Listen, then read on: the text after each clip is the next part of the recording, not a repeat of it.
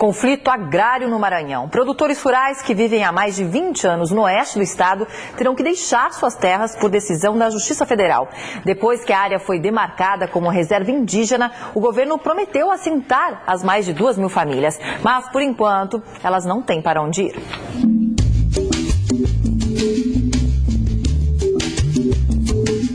De um lado, os índios Auaguajá, considerados o último povo nômade do planeta. Uma etnia que vive da caça e da coleta de frutos na Amazônia maranhense, ameaçada pelo desmatamento e a exploração de minérios. Do outro, pequenos e grandes produtores que vieram para cá muito antes da FUNAI declarar a terra como área indígena. Homens e mulheres que vivem da pecuária, da agricultura, da pequena indústria de farinha e beneficiamento de arroz.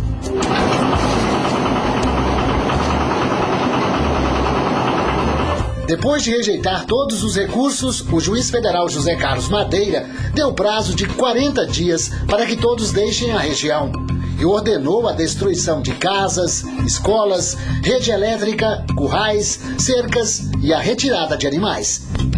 O distrito de Vitória da Conquista, município de Zedoca, será um dos mais afetados com a desintrusão. Aqui moram cerca de 400 famílias que vão perder as suas casas. Seu Raimundo, comerciante do vilarejo há mais de 20 anos, teme pelo que pode acontecer. Eu acho que se isso acontecer, que Deus defenda, o futuro de tanta gente é sofrer.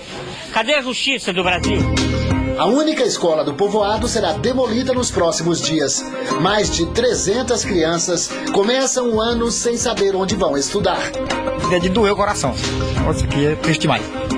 A gente fica até emocionado de ver uma situação dessa, onde nós estamos se deparando, né? Esta é uma das 10 fábricas de farinha que funcionam aqui no distrito de Vitória da Conquista. É a principal atividade econômica da região, que dá sustento para homens, mulheres e crianças. A preocupação dessas famílias é que, com a decisão da justiça de desocupar a área para os índios, todos fiquem sem trabalho. Francelino ganha entre R$200 e R$300 por mês para torrar farinha na cooperativa. É pouco, mas faz a diferença. O que faz com esse dinheiro? A gente compra comida para sustentar em casa. A matéria-prima da indústria vem das roças da região. Seu Francisco planta cerca de 15 hectares de mandioca. Como a maioria dos agricultores, ele pagou pela propriedade e não quer ir embora. Eu nunca vi um índio aqui. Como é que foi que o senhor adquiriu ele? Foi trabalhando dentro dela mesmo, aí comprei. Gastou dinheiro? Gastei dinheiro e não tem para onde ir. Seu Hélio é dono da única máquina de beneficiar arroz da vila. Também está preocupado. 7 filhos para criar. Eu e a mulher nós somos 10. E uma netinha. Tudo que eu tenho está aqui dentro desse lugar aqui. E não posso vender nada para ir embora e não tenho condição de comprar nada.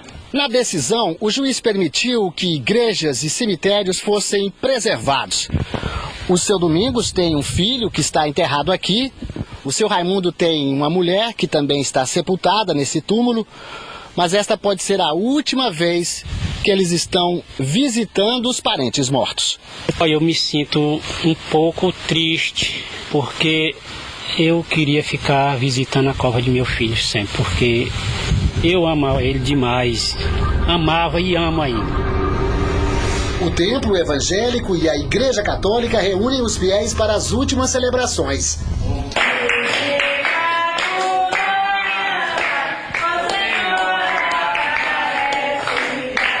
Nós queremos ficar aqui. Que Deus e Nossa Senhora Aparecida proteja que nós não saímos daqui.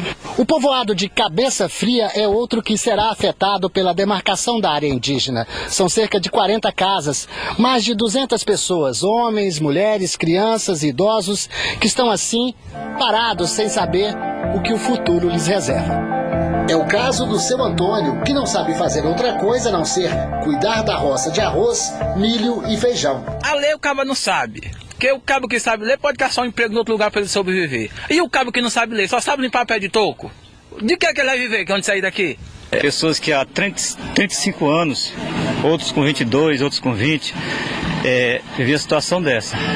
O INCRA se comprometeu a arrumar terras na região para assentar as famílias que serão obrigadas a deixar a reserva indígena, mas só para aquelas que se encaixarem no perfil da reforma agrária. Nós não sabemos ainda nem quantas famílias que nós vamos precisar assentar. A distância do local é algo que também nós estamos vendo como uma prioridade, tentando identificar áreas que sejam o mais próximo possível daquela região.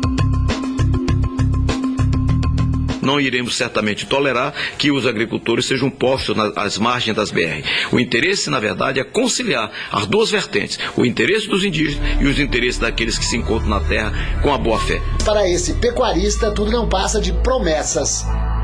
Se em 21 anos eles não prepararam uma área para nos receber, não é em 40 dias que eles vão resolver esse problema. Nossa família vai ser jogada na rua, sem destino e sem esperança nenhuma. Foi o que aconteceu com cerca de 7 mil pessoas que tiveram que sair da área indígena Suiamiçu, em Mato Grosso.